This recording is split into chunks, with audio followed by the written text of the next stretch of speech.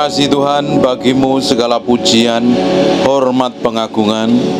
Kami mohon Roh Kudus dengan kerinduan kami, Engkau hadir dalam ruangan ini, memenuhi kami, menjamah kami, mengubahkan kami. Engkau sendiri yang beracara dari awal sampai akhir. Kami mau beri hati kami untuk belajar kebenaran firman-Mu, supaya hati kami dan hidup kami diubahkan menjadi serupa segambar dengan Kau. Dalam nama Yesus, haleluya, amin. Silakan duduk dalam hadirat Tuhan. Saya berdoa Roh Kudus bicara kepada bapak-bapak semuanya ini, dan ketika engkau dengar firman yang saya sampaikan, itu mengubahkan hidupmu. Karena kita harus memberi tubuh kita ini sebagai korban yang berkenan di hadapan Tuhan. Lewat apa? Lewat sikap, tindakan, dan perbuatan kita. Jadi kalau kita jadi orang Kristen bukannya sekedar datang ibadah, tapi kita beri hidup kita, kelakuan kita, karakter kita. Kita harus berubah dari kesalahan. Kita harus belajar dari kegagalan. Kita harus belajar dari kebodohan yang kita pernah berbuat. Ketika kita belajar dari perbuatan yang salah di masa lalu, kita mulai belajar bertindak hati-hati. Kita tidak mau mengulangi kesalahan yang sama. Kalau orang mengulangi kesalahan yang sama, ya hidupnya tidak akan berubah. Saya berdoa keluar dari tempat ini hidupmu berubah. Jadi orang yang lebih mulia, jadi orang yang bisa dipakai Tuhan, jadi orang yang hidupnya jauh lebih baik, jadi berkat. Belajar dari kesalahan.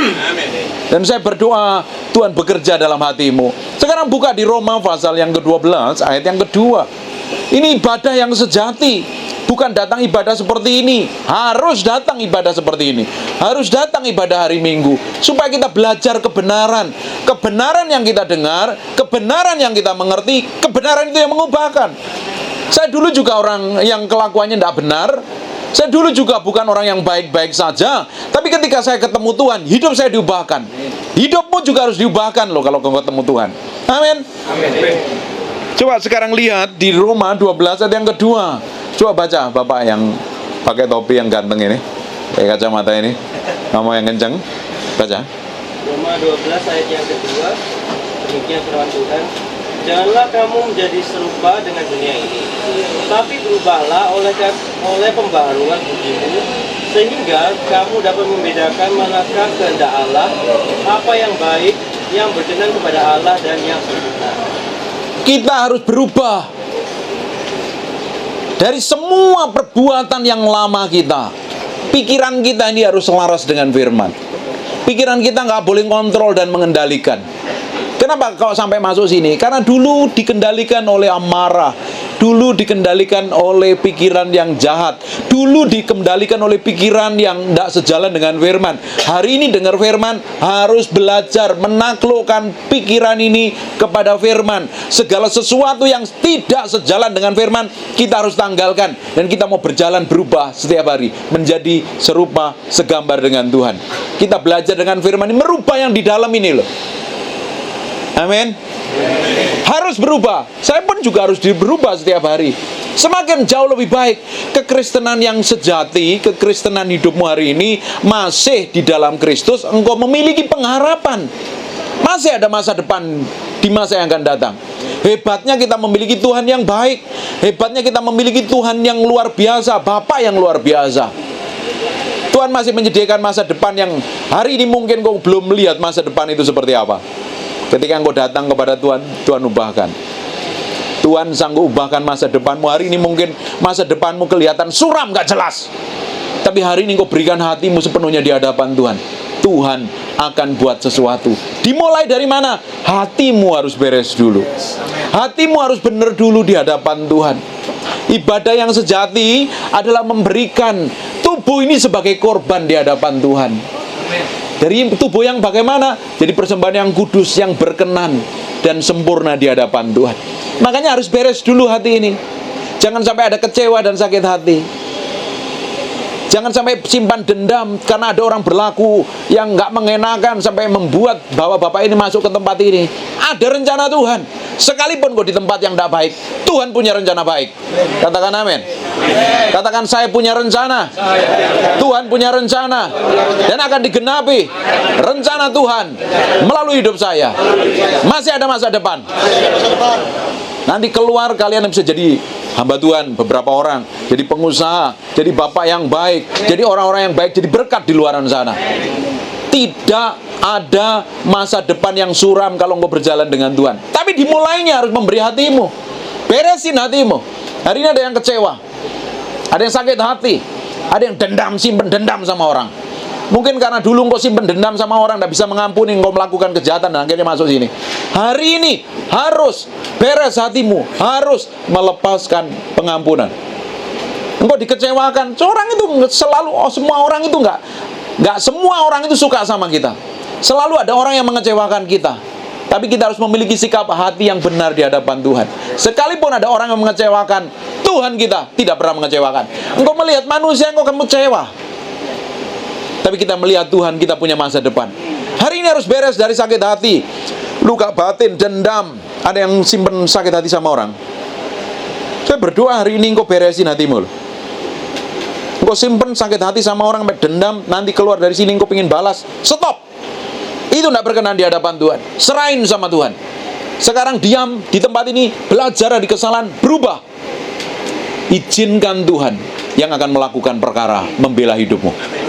Kenapa kok kita bikin kesalahan? Karena kita coba membela diri kita pakai kekuatan kita. Belanya dengan emosi, dengan amarah, yang paling konyol dengan tindakan yang salah. Ujungnya apa? Kita berurusan dengan hukum. Dan ini baik-baik ya. Kalau kita ini melawan hukum, hukum tidak akan berpihak kepada kita. Hukum melawan kita. Hukum apapun itu namanya. Ada hukum yang nggak bisa dilawan. Ini contohnya nih. Lihat, diperhatikan baik-baik nih, tisu ini. Apa ini? Jatuh ke bawah kan? Hukum apa itu?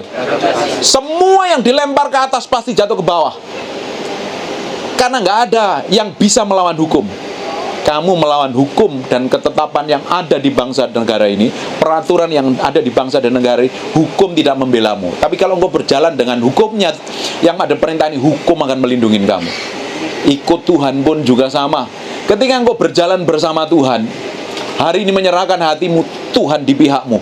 Kalau Tuhan di pihakmu, Tuhan yang akan berperkara atas hidupmu. Tuhan yang akan membuat segala sesuatu baik adanya. Sekalipun kondisimu hari ini tidak baik, tapi ketika engkau berjalan bersama Tuhan, Tuhan akan ubahkan menjadi masa depan yang lebih baik. Dimulainya dengan beres hatimu dulu nih. Mungkin pernah dikecewakan, dilukai, dihianati, atau apalah namanya. Hati harus beres. Lihat saya semua nih. Coba sekarang buka di 1 Yohanes pasal yang ketiga, ayat yang ke-15. Amin. Diberkati. Belajar sesuatu. Saya berdoa ini belajar sesuatu ya. Dan engkau benar-benar ngambil keputusan untuk belajar hidup benar di hadapan Tuhan. Karena solusinya hanya datang sama Tuhan. Karena Tuhan yang pegang kendali masa depan kita. 1 Yohanes pasal yang ketiga, ayat yang ke-15. Barang siapa membenci sesamanya, dia adalah seorang pembunuh manusia. Barang siapa membenci sesamanya, benci. Sekarang lihat saya. Benci, tahu kata benci kan? Kesel, jengkel, benceno, ngeselin, ngecewain, ngelukai, mengkhianatin, dan lain sebagainya. Kamu simpan benci sama orang, mungkin temanmu, mungkin saudaramu, mungkin orang lain di luaran sana, kamu sama dengan seorang pembunuh manusia. Di ayat selanjutnya dijelaskan, tidak ada seorang pembunuh yang berhak mendapat hak masuk dalam kerajaan Allah alias binasa. Bapak-bapak, hidup kita ini hari ini karena masih ada, artinya Tuhan belum selesai dengan hidup kita. Artinya Tuhan punya rencana, dan rencananya Tuhan selalu baik. Katakan, rencana Tuhan itu baik. Mulai hari ini, aku percaya, aku punya masa depan jauh lebih baik. Amin. Belajar hari ini, beresin hatimu dari kecewa, sakit hati, benci, mungkin pingin balas dendam. Belajar mengampuni. Kalau kita pakai kekuatan kita sendiri, kita akan capek dan lelah. Siapa yang simpan sakit hati, akhirnya marah dengan diri sendiri. Tidak ada gunanya. Alkitab katakan, marah tidak pernah menyelesaikan masalah. Marah hanya membuat masalah yang baru. Apapun namanya marah. Kemarahan tidak akan berguna. Tapi kita seringkali marah. Kenapa kita bisa marah? Karena kita nggak bisa kontrol diri kita. Kalau engkau kenal Tuhan, engkau semakin hari semakin bisa mengendalikan dirimu loh. Engkau semakin memiliki karakter yang serupa, semakin diubahkan menjadi serupa segambar dengan Tuhan. Apalagi tiap minggu ada ibadah seperti ini, dengar firman, nanti pulang ke tempat masing-masing maksudnya. Engkau mulai ngomong sama Tuhan, Tuhan, ini loh hatiku, hidupku, aku pingin kenal engkau. Beresin yang di dalam hatiku. Kalau masih ada kejahatan, ada hal yang busuk, ada hal yang gak berkenan, Tuhan aku serahkan di hadapan. Itu awal Tuhan akan pulihkan hidupmu. Karena persembahan yang sejati adalah mempersembahkan tubuh kita, mempersembahkan hidup kita. Karena ibadah yang sejati mempersembahkan tubuhmu, hidupmu, pikiranmu, kemauanmu, perasaanmu, kehendakmu sama Tuhan. Amin. Nggak ada solusi lain kecuali engkau berubah dan bertobat. Kalau engkau nggak bertobat dan berubah, Tuhan nggak akan pulihkan hidupmu. Hanya orang yang berjalan bersama Tuhan, Tuhan sanggup buat sesuatu yang ilahi. Pernah tahu ceritanya Rasul Paulus? Dulunya orang yang kejam dan jahat sekali, lebih jahat dari orang yang di tempat ini. Dia ngelemparin orang sampai mati. Stefanus dilemparin di depannya matanya Saulus waktu itu belum kenal Tuhan sampai mati. Dikejar orang-orang Kristen, dibunuhin. Tidak dibunuhin aja, disiksa. Kejamnya luar biasa. Tapi ketika Saulus waktu mau jalan menuju Damsyik, dia ketemu dengan Tuhan. Hidupnya diubahkan menjadi rasul yang hebat, yang dipercayakan Tuhan nulis 3/4 kitab perjanjian baru. Hidupmu pun juga sama. Mungkin kau orang buangan, mungkin orang gak anggap kamu. Kalau kamu berjalan bersama Tuhan, hidupmu jadi berkat bagi banyak orang.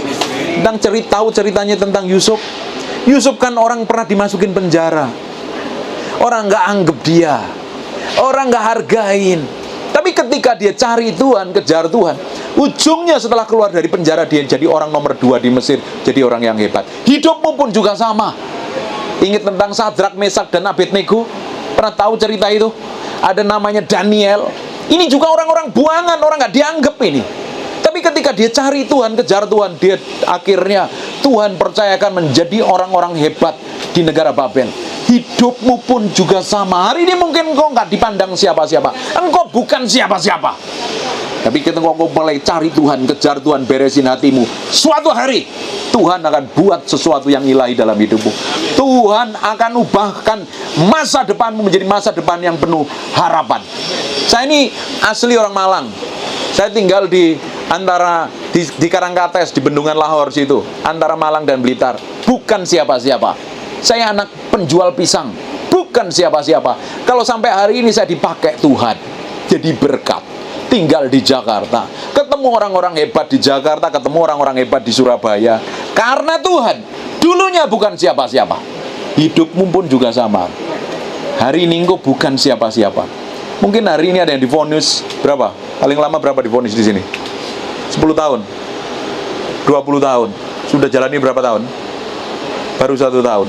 Pakai sisa yang ada ini dekat dengan Tuhan, kejar Tuhan. Dengerin baik-baik ya, waktu yang Tuhan percayakan hari ini harus dipakai dengan lebih berhikmat, lebih bermanfaat, lebih bermakna. Bagaimana memanfaatkan hidupmu bermakna? Jadi berkat buat orang di sekitarmu dulu. Amin. Jangan suka eker-ekeran, jangan suka marah, jangan suka berantem, tidak ada gunanya. Kita dipanggil untuk jadi berkat bagi banyak orang.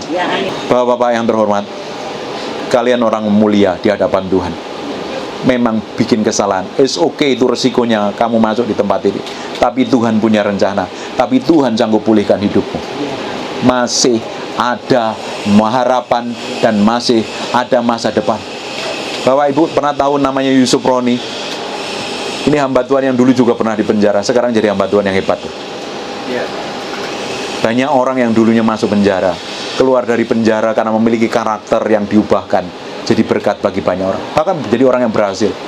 Mungkin tahu Pak Yo ya, Pak Jonathan G tahu ya. Itu teman saya, my friend itu. Teman saya itu. Dia lebih kejam. Dia melakukan banyak kejahatan. Dia bertobat jadi hamba Tuhan, jadi berkat bagi banyak orang. Amin. Tahu kan kasusnya kan? Itu kasus paling mengerikan di Indonesia pertama kali itu. Hidupnya berubah. Ini kasus motivasi di Indonesia pertama kali loh. Tahu nggak sekarang jadi hamba Tuhan yang lemah lembut karakternya? Kalem sekali. Karena apa? Diubahkan. Besok Pak Jonathan Ji, nanti saya telepon dia. Tuhan sanggup juga ubahkan hidupmu. Itu dulu orang sadis loh. Kalau melihat kan baik kan, kalem kan. Karena apa kok bisa kalem? Diubahkan. Cari Tuhan, menyerahkan hatinya dan hidupnya di hadapan Tuhan. Hidupmu pun juga sama loh. Amin. Jangan pernah pakai kekuatanmu sendiri. Hari ini menyerahkan hatimu di hadapan Tuhan. Kamu berapa lama keluar dari tempat ini? Ya kamu. Hah? Kurang 1 tahun. Pakai waktumu yang ada. Lebih banyak berdoa. Ini yang ganteng ini. Hah? Masih belum vonis. Belajar berubah, belajar dari kesalahan yang ada ya. Pakai hidupmu. Semua yang ada di tempat ini, pakai hidupmu penuh makna. Belajar ngomong sama Tuhan, belajar berubah, belajar beri hati sama Tuhan. Tuhan punya rencana yang ajaib dalam hidup. Beresin hatimu. Ini orang-orang yang penuh kecewa, penuh sakit hati, minta ampun sama Tuhan. Engkau harus serahkan hatimu sepenuhnya di hadapan Tuhan. Baru Tuhan sanggup pulihkan. Tuhan itu mau pulihkan kita kalau kita menyerahkan diri di hadapannya. Tapi kalau kita pakai kekuatan kita sendiri, kita capek dan lelah. Kita harus berserah, ngikutin maunya Tuhan apa. Ini sebagai tempat pembentukan karaktermu. Jauh lebih baik, jangan keluar dari sini jauh lebih jahat. Jauh lebih baik, katakan jauh lebih baik. Saya harus jauh lebih baik. Keluar dari tempat ini, orang harus melihat perubahan dalam hidupmu. Orang harus melihat Tuhan menyertaimu. Kan lebih banyak waktu nyantai-nyantai, belajar firman, belajar berdoa, belajar komunikasi dengan Tuhan. Jangan habiskan waktu sia-sia. Belajar duduk diam di kaki Tuhan. Bangun hubungan dengan Tuhan. Mulai berdoa, bereskan hatimu. Kalau kau nggak beres hatimu, kan kau nggak bisa berdoa. Kalau kau masih kesel sama orang, kan nggak bisa berdoa. Makanya Alkitab katakan, jadilah tenang, maka kamu bisa berdoa. Tenangin dulu. Arti tenang artinya kau membereskan hatimu. Pikiranmu dari gemuruh, dari gejolak, dari amarah, dari emosi, dari sakit hati, dari benci, jengkel, dan dendam. Karena Tuhan belum selesai dengan hidupmu. Ini pelajaran mahal yang harus kita petik dari semua kejadian yang yang Tuhan izinkan terjadi dalam hidup kita, supaya kita berubah. Saya kasih kesaksian sedikit. 1 tahun yang lalu saya itu sakit parah, mungkin hampir mati. Karena saya ada pendarahan di kepala, di bagian kanan ya. Di bagian kanan, saya nggak bisa jalan 11 hari. Saya pikir selesai hidup saya, ternyata Tuhan belum selesai. Tuhan masih punya rencana. Kalau sampai hari ini Tuhan masih kasih napas buat saya, artinya Tuhan belum selesai dengan hidup saya.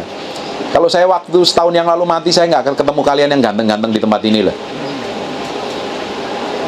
Karena Tuhan belum selesai, artinya Tuhan masih punya rencana. Kalau sampai hari ini Tuhan masih kasih napas buat hidupmu, kau dengar firman, artinya Tuhan belum selesai dengan hidupmu. Tuhan masih punya rencana yang baik. Tuhan masih akan buat mujizat. Menyerahkan diri di hadapan Tuhan. Beresin hatimu di hadapan Tuhan. Tidak ada solusi dari dosa kecuali datang sama Tuhan. Baca 1 Yohanes pasal 1 ayat yang ke-9. 1 Yohanes 1 ayat yang ke-9. 1 Yohanes 1 ayat yang ke-9. Baca. Tidak ada solusi terbaik kecuali kita datang sama Tuhan, minta ampun sama Tuhan. Tuhan akan beresin hatimu. Tuhan bereskan hidupmu dan Tuhan akan ubahkan hidupmu. Ini ayat terakhir. Katakan amin. Amin. Baca Mas. Jika kita mengaku dosa kita, maka Dia setia dan adil, sehingga Ia akan mengampuni segala dosa kita dan menyucikan kita dari segala kejahatan. Kita akan bikin kesalahan dosa. Saya pun juga sering bikin kesalahan dan dosa. Selama kita pakai tubuh ini, kita sering kali bikin dosa. Ada yang bohong, ada yang melawan hukum, ada yang menipu, ada yang ngomong kotor, atau apalah namanya. Solusi dari dosa itu tidak bisa dihapus dengan sikap baik kita, dengan pemberian kita, dengan perbuatan baik kita, tidak bisa dihapus. Solusinya tadi ngapain? Mengaku dosa. Allah setia dan adil, Dia akan mengampuni dosamu. Hari ini dosamu apa? Datang sama Tuhan dan minta ampun di hadapan Tuhan. Tuhan setelah mengampuni dirimu ketika engkau mengaku dosa di hadapan Tuhan. Kita ini kan dulu orang berdosa, kotor semuanya, najis, tidak berkenan di hadapan Tuhan. Tuhan begitu kudus dan suci. Kita nggak bisa datang kepada Tuhan dengan berdosa. Solusinya apa? Minta ampun dulu di hadapan Tuhan. Minta diberesin dulu hatinya sama Tuhan. baru kita bisa datang sama Tuhan. Kan suka baca Alkitab kan di dalam perjanjian lama, ketika seseorang mau datang ke bait Allah, dia harus potong korban dulu. Dia harus pembasuhan kakinya. Apalagi kalau imam besar bikin dosa masuk ruang Maha Kudus, mati mereka. Karena nggak bisa ketemu dengan Tuhan ketika ada orang berdosa. Solusi dari dosa untungnya ada Yesus mati di kayu salib buat kita mengampuni dosa kita. Hari ini dosamu apapun juga, datang sama Tuhan, akuin dosamu, minta ampun sama Tuhan, Tuhan akan pulihkan. Bantuin nyanyi. Aku mengasihi Engkau Yesus. Bangkit berdiri sama-sama. Diberkati. Saya berdoa hari ini kamu fokus sama Tuhan. Izinkan Tuhan beracara, dan saya berdoa Tuhan akan jamah hidupmu ya. Aku berdoa hadirat-Mu ada dalam ruangan ini Tuhan. Engkau lihat orang-orang ini dengan belas kasihan-Mu Tuhan. Engkau lihat orang-orang ini dengan belas kasihan-Mu Tuhan. Tuhan jamah, Tuhan tolong, Tuhan peluk mereka dengan kasih-Mu. Siang hari ini Roh Kudus, aku mohon jamah setiap orang dalam ruangan ini, dalam nama Yesus, Tuhan jamah dan urapi dia. Aku berdoa kuasa Tuhan turun dalam hidupnya, Jesus, dalam nama Yesus.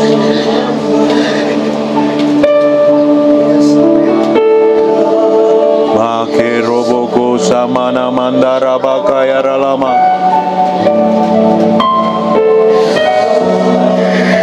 Orang itu suruh maju, baju lore itu. Ini, belakangnya, belakangnya lagi. Dia, sini. Tuhan jamah dia. Tuhan jamah dengan pengurapan. Tuhan jamah dengan pengurapan. Engkau mengerti, engkau mengetahui apa yang dialami Tuhan, apa yang dialami. Tuhan jamah dia Tuhan, Tuhan jamah Tuhan. Bagianmu Tuhan, lawat dia dengan hadirat-Mu Tuhan. Kau tahu isi hatinya. Kau di sini. Nih, suruh maju ke depan orang ini. Tuhan jamah dia Tuhan. Tuhan jamah Tuhan. Aku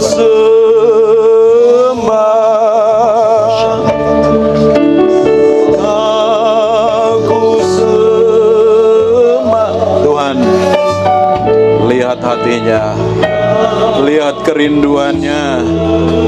Kau lihat, kau mampukan dia berjalan dalam kebenaran, berjalan dalam kesucian.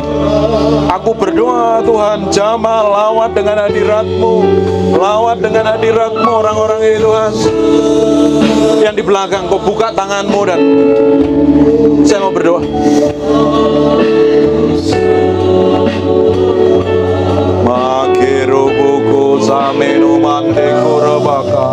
Tuhan yang di belakang, Tuhan jamah satu persatu dengan hadirat-Mu.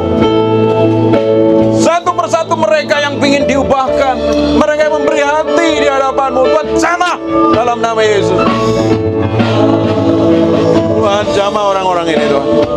Kau lihat hatinya, Kau lihat kerinduannya, Kau lihat kehausan dan kelaparannya Tuhan. Kau tolong Tuhan, Kau tolong Tuhan, Kau tolong Tuhan.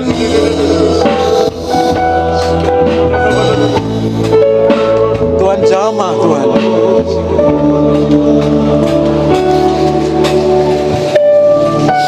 Namamu siapa? Alfred ya. Saya mau berdoa buat kamu ya. Tuhan, selesaikan apa yang sedang Kau kerjakan dalam hatinya. Selesaikan apa yang sedang Kau kerjakan dalam hatinya. Jangan pernah tinggalkan. Urapi terus Tuhan, dalam nama Yesus. Tuhan, ada kuasa-Mu mengalir dalam tubuh anak ini. Urapan-Mu mengalir Tuhan. Pakai anak-anak ini Tuhan.